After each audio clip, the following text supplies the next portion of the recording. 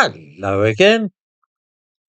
There was a time, and not so very long ago, when the only time one ever saw a uniformed security guard was if money was being delivered to or taken from a bank or large business, such as a factory. Then one might see a security guard carrying the money to or from his van. That was it. The only time one ever clapped eyes on a security guard. One could go months on end without seeing one. Now, as viewers are doubtless aware, they are everywhere. They stand guard in supermarkets, hang out in the A&E departments of hospitals, and search our bags if we wish to visit a museum. Then, too, they are ubiquitous at government buildings, courts, offices, all sorts of places. It is, by the way, exceedingly rare to see one who is white British, almost without exception they are either black or Asian. Why do we need so many of them in Britain, do you suppose? Well, at the British Museum, there is currently a fuss about plans to build a permanent base for these people so that they will have somewhere convenient to check bags and watch visitors arrive. We are told that this is because of the risk of terrorism, but that's absolutely absurd.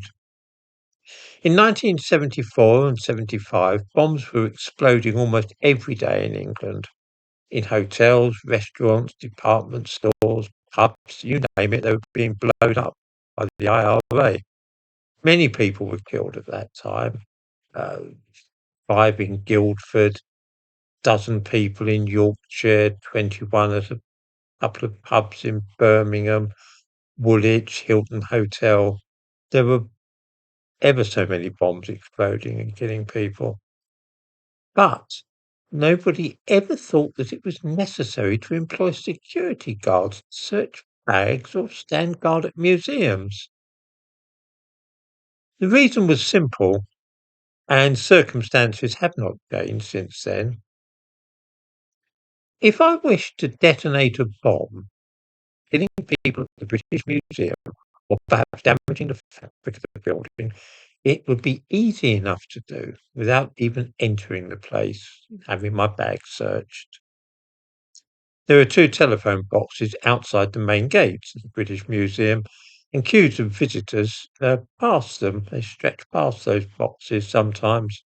A bomb planted in one of those phone boxes would cause great loss of life. Or I could go round to the entrance at the back of the museum in Montague Place. There are stone benches there with the windows of the museum above them. A bomb left there would shatter windows in the British Museum. Attacks of that kind on the British Museum would generate just as much publicity for whatever cause was involved as an IED actually carried inside the place. The security guards at the museum are accordingly quite pointless from the point of view of preventing terrorist attacks.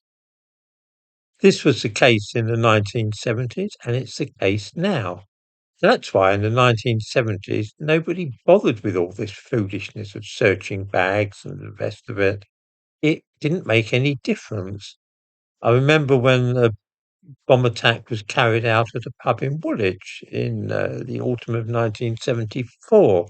It killed 2 people.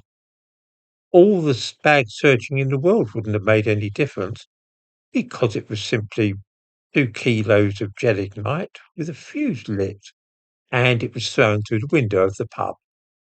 And it went off and killed 2 people and wounded many others.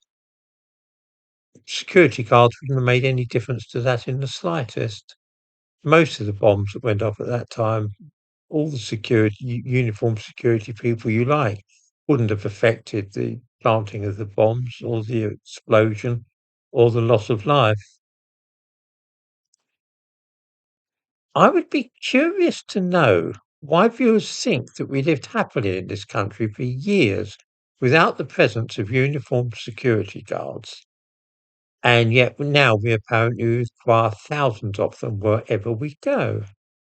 I remember visiting the Old Bailey to watch a trial in the 1970s at the height of the IRA bombing campaign. This was the trial of the Balcombe Street Four, and nobody was searched at all. I went into the public gallery at the Old Bailey, the Balcombe Street people involved in the search, the IRA Active Service Unit, were on trial. Nobody bothered to search anyone's bags.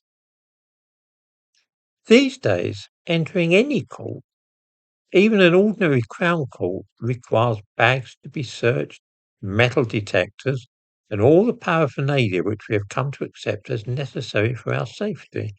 I'm suspicious of the whole industry because it strikes me that what one has here is the kernel of a paramilitary force, most of whom are not British and who often seem to enjoy the power they exert. I'm not overly keen on uniformed folk in my day-to-day life, such as police and soldiers, and I honestly don't see in this case the purpose of these people actually is.